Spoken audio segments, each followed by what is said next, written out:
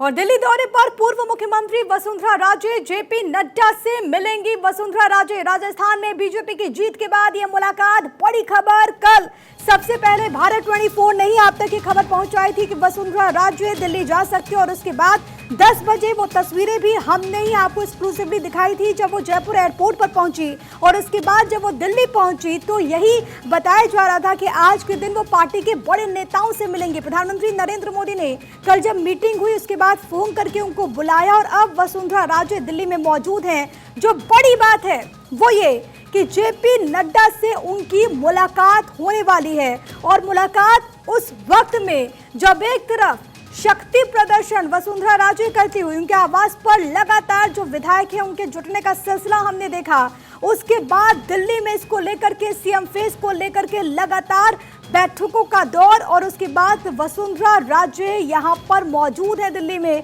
और जो बड़ी बात है वो ये कि बीजेपी की जीत के बाद वो मुलाकात करने वाली है। अब इस मुलाकात में क्या बात होती है और आखिरकार सीएम फेस को लेकर के जो चर्चा चल रही है उसके बाद क्या निकलकर सामने आता है वो देखना बहुत ज्यादा अहम। आनंद मेरे साथ, मेरे सहयोगी तमाम जानकारी के साथ इस वक्त जुड़ गए। और आनंद, कल भी हम चर्चा कर रहे थे कि वसुंधरा राजे का दिल्ली पहुंचना, इसके सियासी मायने क्या, अब जेपी नड्डा से वो मिलने पहुंचेंगी, इसका मतलब और मकसद दोनों एक बार फिर से आप दर्शकों को बताएं।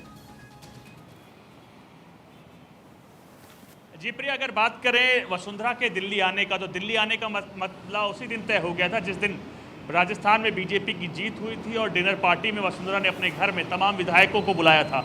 और दरअसल देखा जाता है ये सारी विधायक जब गोपनीय तरीके से आते हैं, डिनर करते हैं, चले आते हैं, लेकिन जब लिस्ट बाहर हुई थी उसी दिन ये कन्फर्म हो चुका था कि कहीं ना कहीं महारानी, जो कि पूर्व मुख्यमंत्री राजस्थान की वसुंधरा राजे, उन्होंने अपना शक्ति प्रदर्शन करना शुरू कर दिया है। और यही कारण था कि बीजेपी अभी तक राजस्थान में सीएम फेस को लेकर अभी तक ऑब्जर्वर्स तक नियुक्त नहीं हुए। दरअसल इसकी पूरी एक प्रक्रिया होती है, पूरे ऑब्जर्वर्स यहाँ से जाएंगे राजस्थान, वहाँ विधायक दल की बैठक कराएंगे और उसके बाद विधायक दल का एक नेता चुना जाएगा जो कि मुख्यमंत्री होगा।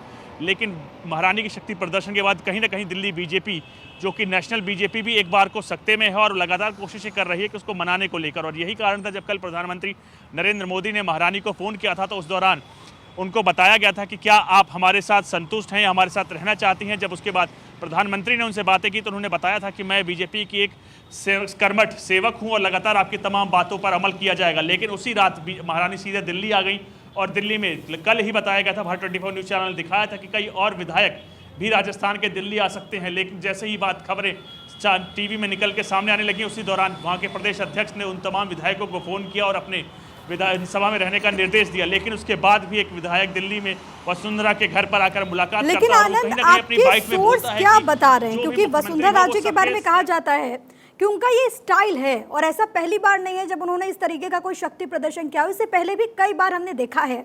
इसको लेकर के आला कमान इस वक्त क्या सोच रहा है और इस मीटिंग में जब ये मुलाकात होगी तो क्या संभव है? जी बिल्कुल, अगर वसुंधरा राजे की बात करें तो उनका way of politics he aggressive है। लगातार वो जिस चीज़ में पॉलिटिक्स करती हैं वो बेहद एग्रेसिव होता है। यही कारण है कि उस एग्रेसिवनेस के चलते कहीं ना कहीं बीजेपी सकते में है।